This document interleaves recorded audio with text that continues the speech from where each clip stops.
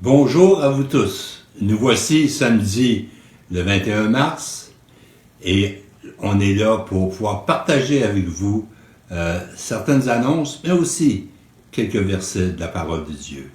Premièrement, j'aimerais vous mentionner que dimanche, le 22 mars, à compter de 10h30, nous serons en Facebook Live où nous partagerons la parole et le message devrait s'intituler « L'Église que Jésus aime ».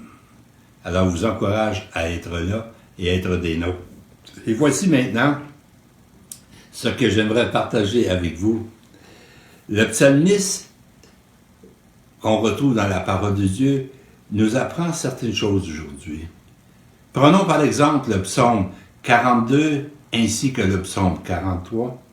Nous voyons que le psalmiste ici évoque ses chagrins et ses aspirations et déclare à 3 reprises, il dit ceci: « Pourquoi t'abattu mon âme et gémis-tu au-dedans de moi? Espère en Dieu, car je le louerai encore. Il est mon salut et mon Dieu. » Ça, c'est au psaume 42, comme j'ai dit, au verset 6, au verset 11, ainsi qu'au psaume 43, verset 5. Alors, ces versets se terminent par « Il est mon salut et mon Dieu ». Wow! L'auteur de ces psaumes nous permet d'espérer. Il nous aide à nous sortir des situations qui peuvent nous affliger, ainsi que ces situations qui peuvent nous décourager et même nous déprimer. Ces versets, qui sont pour moi très encourageants, nous disent que nous pouvons nous confier à Dieu.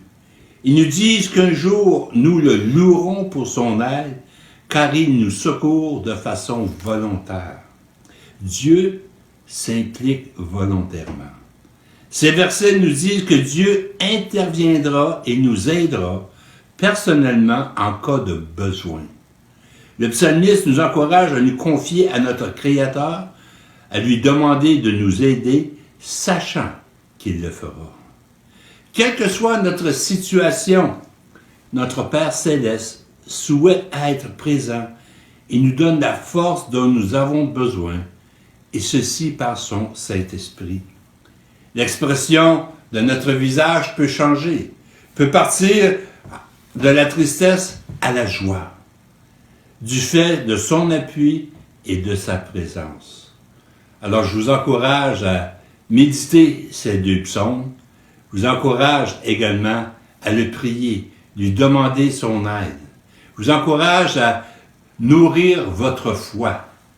J'aimerais vous amener une citation de Max Lucado qui nous dit dans Fearless, un livre qu'il a écrit, il dit ceci: « Nourrissez vos peurs et votre foi mourra de faim.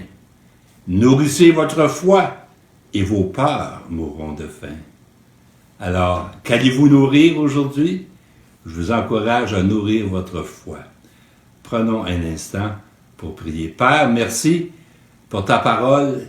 Merci pour cette parole qui nous encourage. Merci pour ce psalmiste. Et Père, tu vois les situations dans lesquelles nous vivons.